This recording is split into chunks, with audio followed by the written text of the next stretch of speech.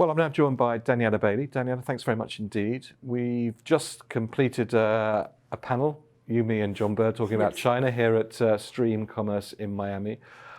You've been a student of China for many years. Yes. What's your fascination with China then?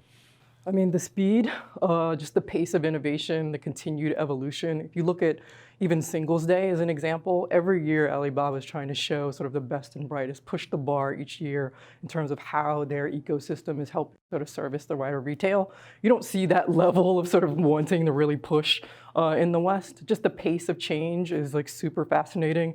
And when I think about China, I think about the future. All the things that we're sort of battling with, still trying to figure out mobile commerce, still trying to figure out social commerce. I mean, those things are so far down the road in China. It's really like looking into the future.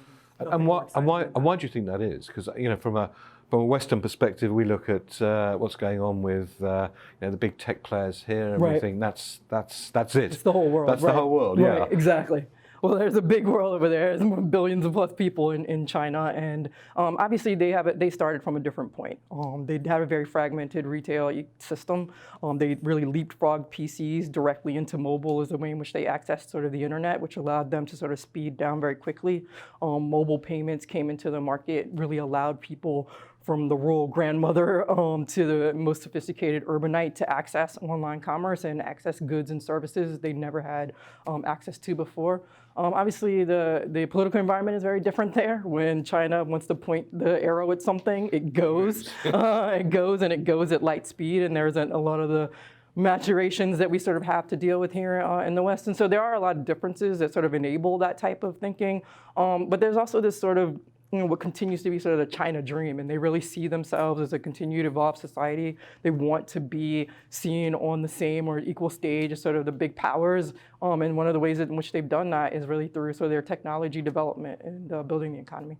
Now, wasn't that many years ago, if we wanted to work out what was going on in retail, we all flew to America or maybe went to certain states in America. We came out with a lot of ideas and we were heroes. Right. Now, I think you really do need to go to China to have a look at all this. So what are the great innovations from a retail commerce, the combination of the two that you're seeing now in China? Absolutely. So I think the Nike Innovation Store is sort of a great example of that. Sort of their first innovation house was actually started in Shanghai. It's this great combination of both online and offline. So how they're using social as a way to bring people to the store, enabling you to use your mobile app inside the store to gain more information about products. There's a huge sort of interactive center inside of the store, which allows you to play games and then shares your results as well as others out to the social sphere. Tons of merchandising concepts that were sort of perfected within Shanghai have all been brought over to the West. So obviously the store in New York that's opened that has borrowed a lot of the concepts that they were sort of able to play with in China and sort of see what works. Or Starbucks, for example, we talked about on the panel, really being forced to do delivery in China because of competition from a local player. They really are brands really all about their in-store experience and really think about that as the way in which they represent themselves to the market.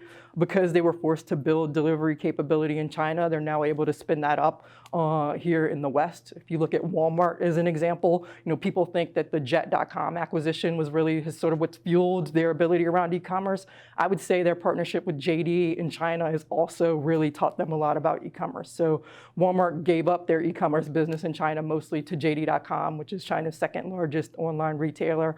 And JD is using their stores in China as fulfillment centers to do e-commerce fulfillment. And you're going to see a lot of that happening to an increased scale back here in the US. And so you start to see brands using China as their laboratory, the place to sort of play, understand how to leverage some of the sophistication that's in China, and then bring that back in the West. And I think it's going to, the people who are going to be seen as innovators are people who've also perfected what's happened in China. And I think we're also beginning to see people moving, so people who run big organizations in China are now being parachuted into sort of the developed markets, the States, Europe, in order to run businesses and transfer those skills. Absolutely. to their organizations So whether back, it's back to their home markets? Yeah, so whether it's Starbucks, the woman who's running Starbucks in China now in a big senior position in the U.S., several of the CPG brands have brought in people who are running e-commerce in China to help them figure out what to do with CPG here in the U.S., which continues to be sort of a big question.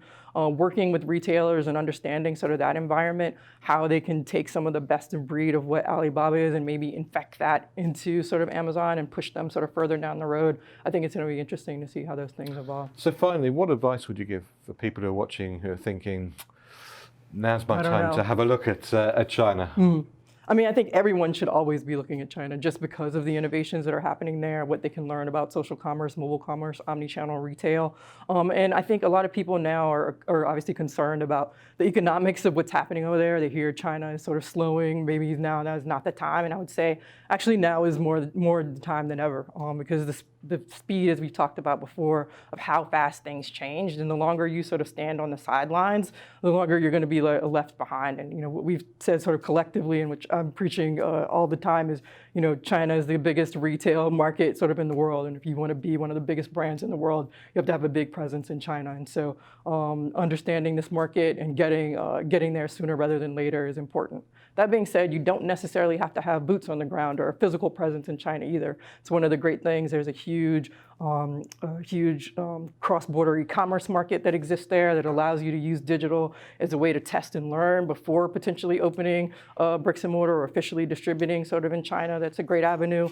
It's also important to understand that the Chinese consumer isn't just in China. There's a huge Chinese diaspora, and Chinese are also traveling more than ever, getting access to passports and traveling, getting exposed to new brands all around the world and bringing those things back. There's an ever-growing appetite in China for new brands and new products, new ways to sort of express themselves. And there's a huge opportunity for brands who want to get serious about the market. And indeed, we've got a tour, study tour to China in June, July time. So if anybody wants to know any details of that, just send me an email, david.roth@wpp.com. Well, for the moment, Danielle Bailey, thank you very much indeed for joining us. Thanks so much, David. Thanks for having me.